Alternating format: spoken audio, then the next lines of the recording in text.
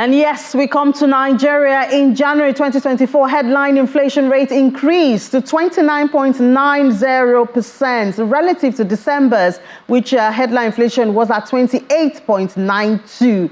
Looking at the movement now, the January 2024 headline inflation rate showed an increase of 0.98% points when compared to the December 2023. Headline inflation rate similarly on a year-on-year basis, we saw that it was 8.08 points higher compared to the rate recorded in January 2023, which was 21.82%. And this shows that headline inflation rates year-on-year basis increased in January 2024 when compared to the same month in the preceding year, that's January 2023. Furthermore, on a month-on-month basis, the headline inflation in January was 2.64% higher, was at 0.35 higher than the rate recorded in December 2023. So unfortunately for Nigeria, it's still a hike in interest rate, in inflation. And well, we can only expect that the MPC, which is holding in 2 weeks, will take those steps following this. Now, from there, let's talk about what this inflation is doing to consumer spending at this time in the country. Let's take a little bit of look at the consumer spending behavior, especially with the continuous hike in inflation. And to discuss this is Professor Uchenna Uzo, Director of the Africa Retail Academy at Lagos Business School. Prof, good afternoon, and thank you so much for your time. Thank you, Ini. Good afternoon, everyone. It's a pleasure to be here again. So obviously, an average consumer is going through a lot in the country, even though it's not just about Nigeria, but at least now we're looking at Nigeria, and would be hoping for a ray of hope in 2024. Where do you see this ray of hope coming from? Do you see inflation tapering anytime soon? Well, I am not sure we're going to see respite in terms of inflation so soon because of the way the market is going. The price increases are only expected to go on higher, but we're hoping that towards the end of the year, there will be some improvement. What is interesting in any case is how consumers are reacting to this trend. We see that 7 out of 10 consumers in Nigeria are buying but choosing to repurpose what they buy. So using those products in multiple ways so they can last for as long as possible. We are also seeing how a couple of consumers are becoming researchers, doing a lot of research online before they buy. And we're seeing a lot of switching now. So about 60% of Nigerian consumers are likely to be switching brands from one to the other in order to manage this inflationary situation. Those on the more premium side are going to do what they do. They are going to buy, but they are going to be more circumspect. They are going to be demanding more from the brands they buy from. So overall, I think the outlook is that consumers in Nigeria are going to be more pressured. They are going to be more calculated, but they are also going to demonstrate resilience in the way they buy in 2024. All right, so we've seen protests, high cost of living, and we've seen or heard directives given by state governors or even the president, grains should be released and all of that. Is that enough, actually, from your perspective, to calm the nerves of, well, will I say hungry Nigerians? Yeah, it's really sad to see the situation, and more needs to be done. If you consider that more than 50% of Nigeria's current minimum wage goes to purchasing bread just for a week. So the average Nigerian family right now spends maybe between 18 and 20,000 naira a week on bread alone. That just tells you how bad things are and why the average Nigerian is protesting and is complaining. So on the side of the government, in terms of what could be done better, is to stabilize this inflationary situation with the right policies. So That will involve looking at our FX regime. That will involve stimulating local production. That will also involve giving tax breaks or tax holidays to some of those businesses that provide food, medicine, essential commodities that we know Nigerians buy more.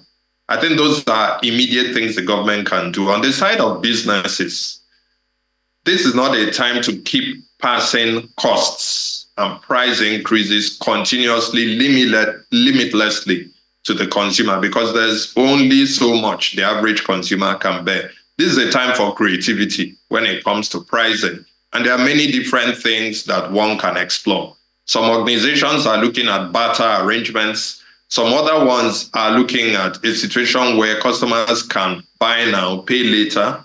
Some are looking at flexible payment arrangements. Some are saying, look, how much do you have? And let's see how much we can accommodate and sell to you at this price. Some others are using a more differentiated approach. So doing premium pricing for those who can pay more, and then choosing to peg prices for those who cannot afford to pay more. But this overall is a time to be creative about pricing, because what we're seeing that a price is not just a figure that you put on top of a product or service you sell. It's a strategic asset. And therefore, pricing, even on the government side and the businesses side, has to be managed in a more strategic way. So as businesses, especially those in the retail sector, are facing what they call demand destruction. Following this, what trends do you see shaping success, make it through all of this year, 2024? Yes, there's a lot of demand disruption and destruction at the moment. And it is those businesses who are creative and innovative that will stand out. And so I think that there are a couple of things that can promote more innovation for businesses. Let me start with a trend that we're seeing in the retail sector, which is about influencer marketing going on.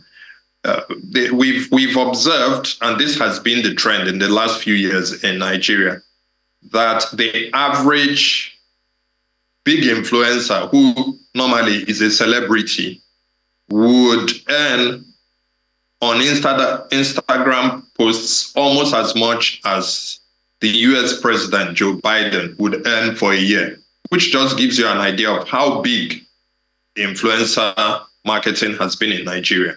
But with what we're seeing in the economy and what we anticipate, we've realized that these big influencers don't contribute to keeping the customer. They contribute to attracting the customer. But if you want to keep your customer, you need another category of influencers. And these influencers, our research is showing, it's focusing more on friends, family, and even retailers, people who run retail businesses. We anticipate that this year, retail influencers, businesses that do influencing work, have a unique opportunity to work with the customers and to grow their customer base, because they can play a bigger role in customer retention. Another thing that is of interest is artificial intelligence and how it is beginning to shape how business gets done. We are seeing a couple of businesses that are now using artificial intelligence in a cost-saving way to improve the way they do their digital marketing, for instance, and in the retail sector, for instance, to improve the way transactions get done, retail transaction volumes. We are seeing more integration. We are seeing some level of partnerships going to happen. And these would definitely be game changers in terms of the way businesses operate. Another area for innovation is pricing, as has been mentioned before. This is a time to get creative. And therefore, in pricing, also to manage portfolios better, businesses are going to need to look at what products or services they need to drop and which ones they need to continue selling to the customer.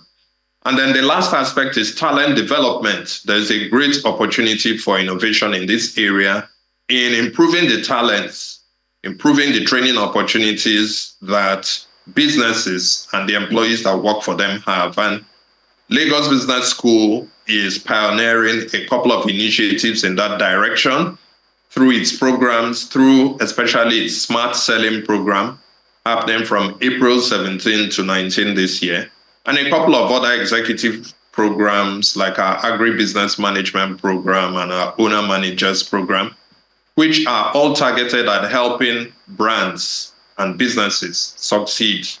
So overall, those who will succeed will be those focusing on more integration, more partnerships, and more innovation.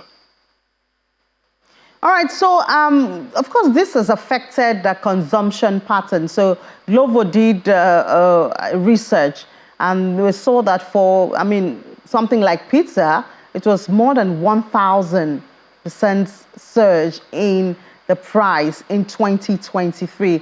What does this tell us, and how does this affect consumption pattern? It's really amazing, that piece of statistic that has just come out. How in a year in which, an election year in which there was so much inflation, exchange rate volatility, increase in fuel prices, we've seen pizza consumption in Nigeria rise by above 1,000%. It's really remarkable. And I think what is driving that is a couple of things on the consumer side. The first thing is that the pizza companies have done a remarkable job of positioning pizza from being a snack to a full meal. And this is something that is affecting consumption behavior. Pizza is now gradually being seen as a full meal. There are also more flavors that are available. There's more variety. There are also higher social media campaigns going on. There are more strategic partnerships on the side of those who are selling pizza in Nigeria. And so this pizza story is like a case study for other brands in Nigeria to consider how to be creative, how to be more resilient in the way they engage their customers. Because overall, what this pizza story shows is just how creative Nigerian consumers can be. If you give them the right products, the right services at the right time and at the right price points, you are likely to see some more creative behavior from them. So it takes creative businesses to have creative consumers. And at the same time, creative consumers would react very well to brands that are creative in the way that they sell. Thank you so much, Professor Uchenna Uzo, Director of the Africa Retail Academy at Lagos Business School. Thank you so much, Chini. All right, let's take a break. When we come back, we'll head to the market, and more conversations are waiting on the other side of Business Incorporated. Stay with us.